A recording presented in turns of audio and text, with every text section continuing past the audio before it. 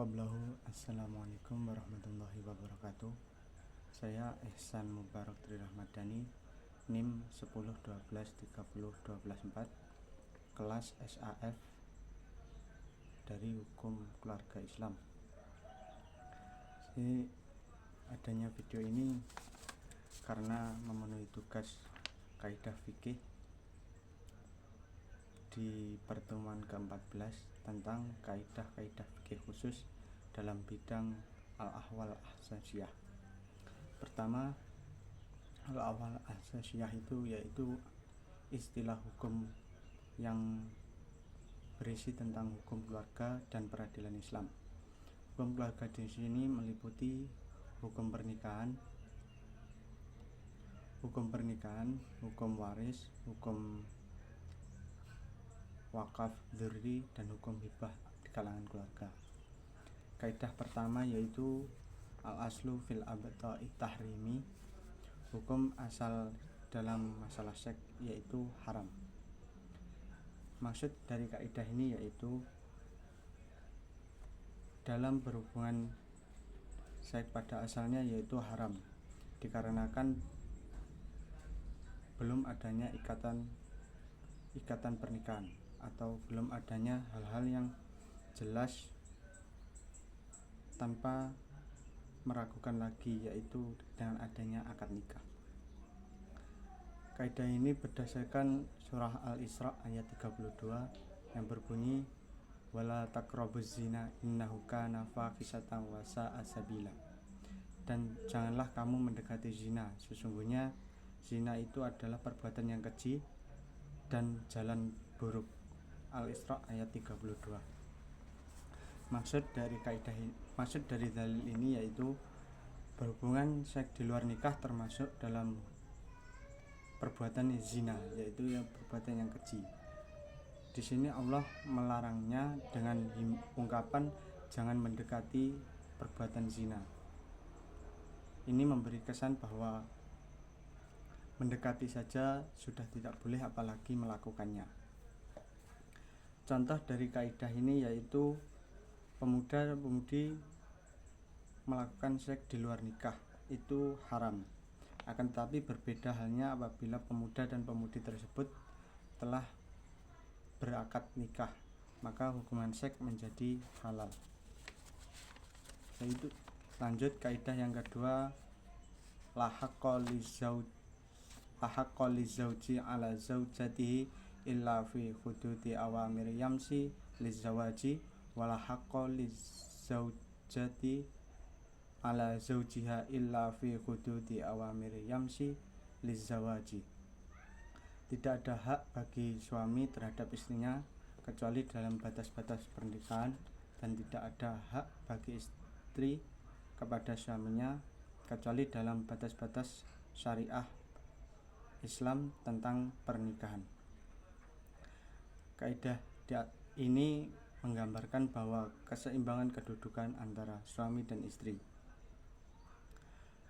Dalam contohnya, ketika suami memberikan sesuatu sebagai hibah kepada istrinya, ataupun istri memberikan sesuatu sebagai hibah kepada suaminya, maka tidak ada seorang pun yang dapat mencampurinya kecuali diperizinkan oleh salah satu pihak tersebut.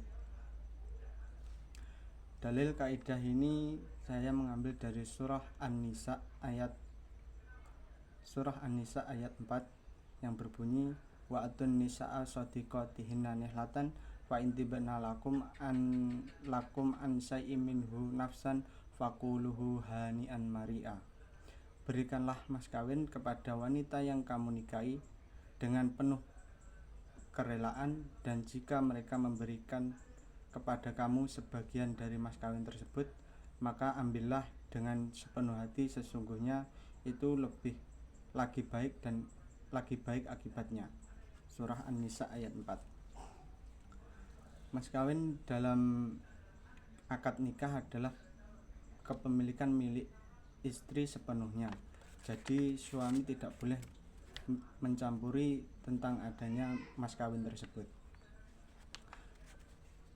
Ini membuktikan bahwa bila ingin menggunakan mas kawin tersebut, maka si suami harus dapat izin dari istrinya.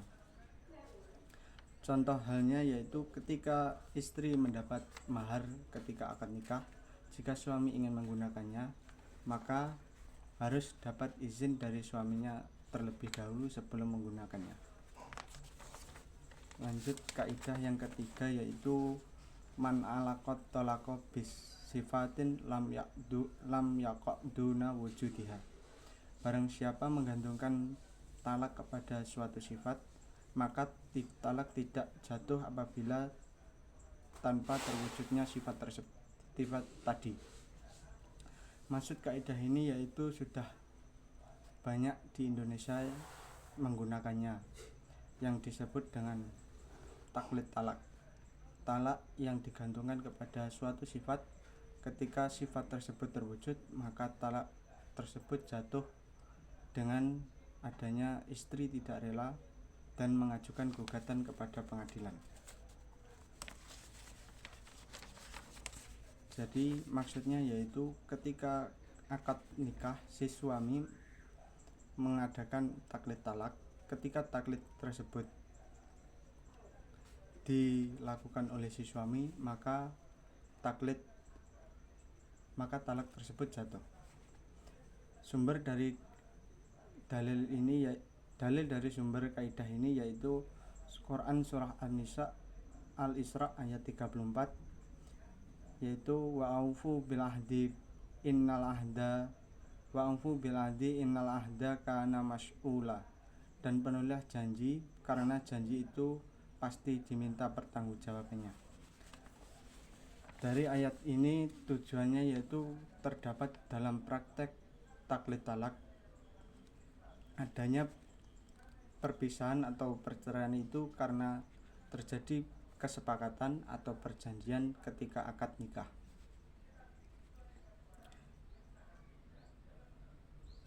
Contoh dari penerapan kaidah ini yaitu qadir sewaktu akad nikah menyebutkan taklid talak, ketika apabila qadir melanggar atau dilanggar, talak tersebut jatuh dengan terwujudnya sifat